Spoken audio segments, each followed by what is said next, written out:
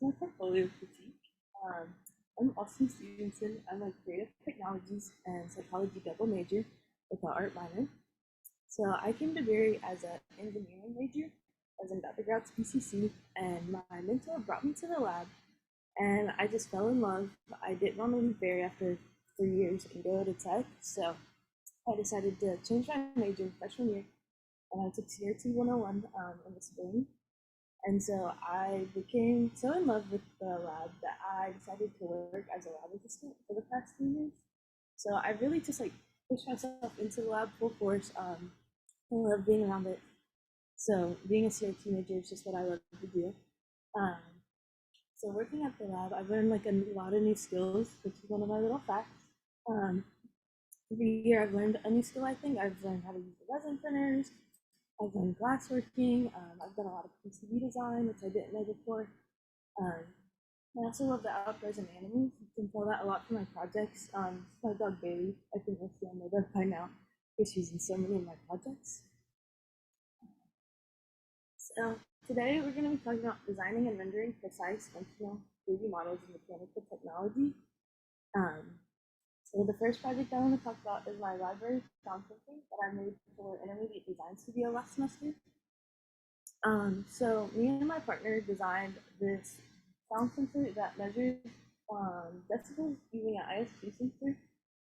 So we created 3 of these PCBs and put them in different places around the library, and they picked up noise levels and decibels so we could measure whether the quiet space was actually quiet during different hours of the day. So I fully modeled that PCB in Fusion so that we could create an enclosure so that it would stay safe in the lab and or in the library and wouldn't get damaged in any way. So we modeled that enclosure that's on the top corner of the PowerPoint and 3D printed it so that it fit the PCB that I modeled perfectly. So this is some of the data that we gathered from using those sensors. So you can see that the orange sensor, which was our control sensor in the Java City area, was a lot louder than our 2 sensors that were placed in the quiet area. We placed at separate sections of the quiet area so that we could gather data from both ends in case one was louder, and that we could average the noise level. And so using that data, we created a website using PHP and iPhone, and we were able to display this data and website using an Amazon Fire tablet, which was mounted inside this kiosk. So the top picture is a kiosk that I modeled in Fusion so that we could see what it looked like and make any tweaks before we actually made it out of wood. And I also 3D modeled brackets that would hold the tablet into the top. So the bottom picture is the kiosk that I designed. We curve cutted it using the laser cutter, and I put it together in the wood shop.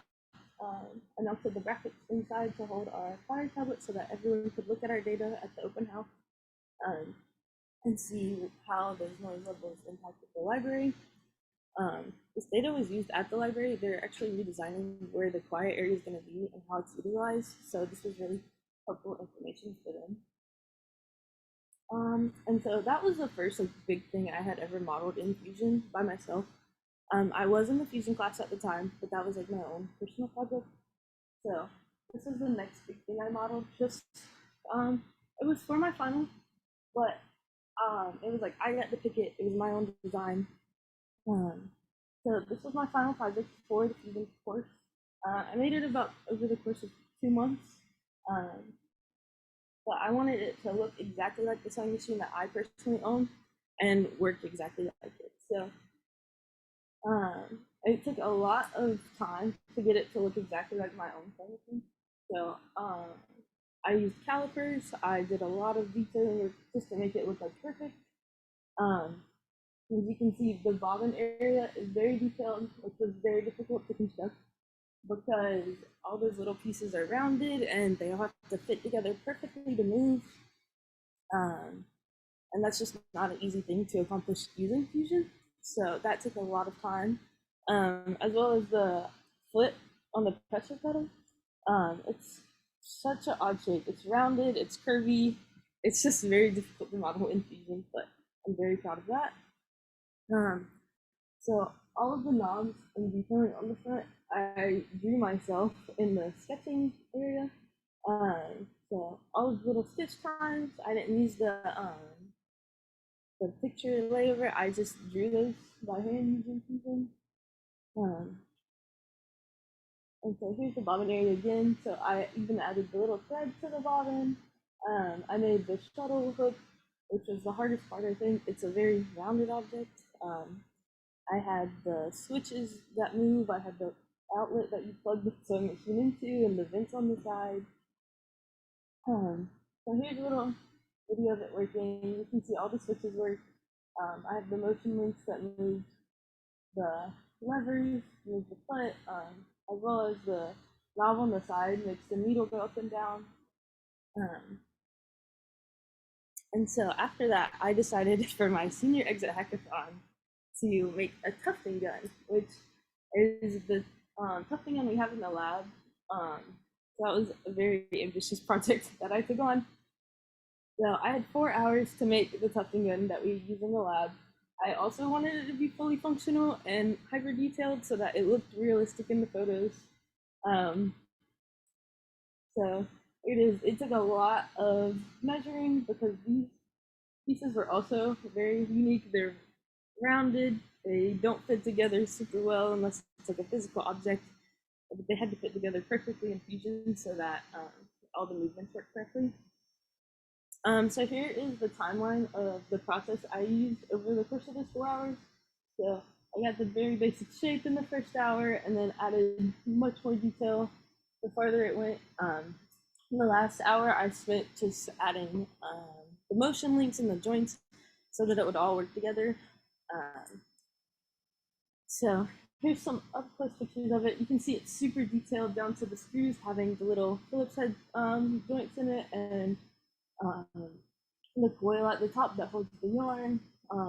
Everything is just super detailed on this, and I'm very proud of how it came out because it looks exactly like the tufting gun that we have.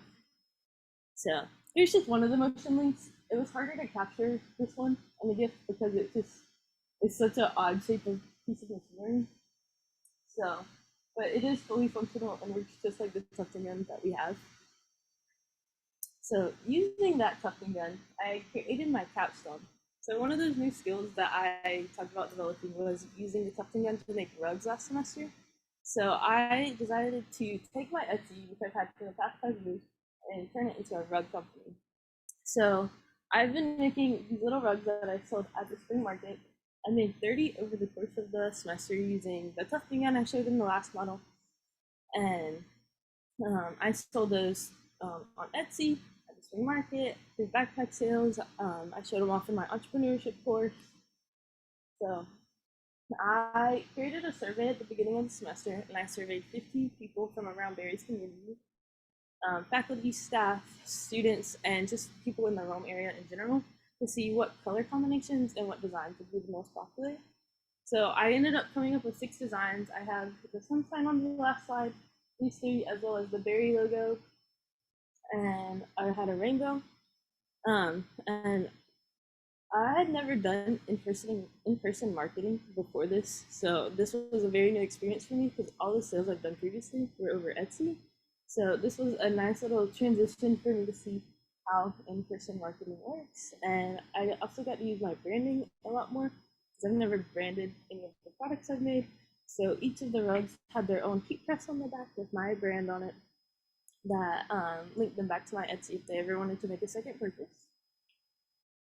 So here's a little video showing how the tufting works. So I take that tufting gun and I stick it through this canvas, and the yarn comes out the other side.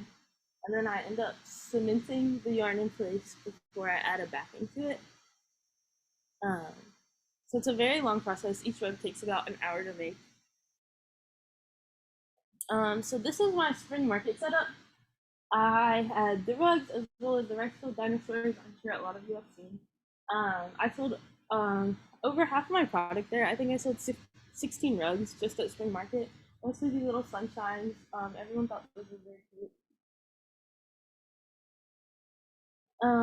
So what's next? I haven't accepted a job offer yet, but I'm still doing interviews, and I have turned down a couple offers just because they weren't what I wanted, weren't the pay I wanted, weren't the location I wanted.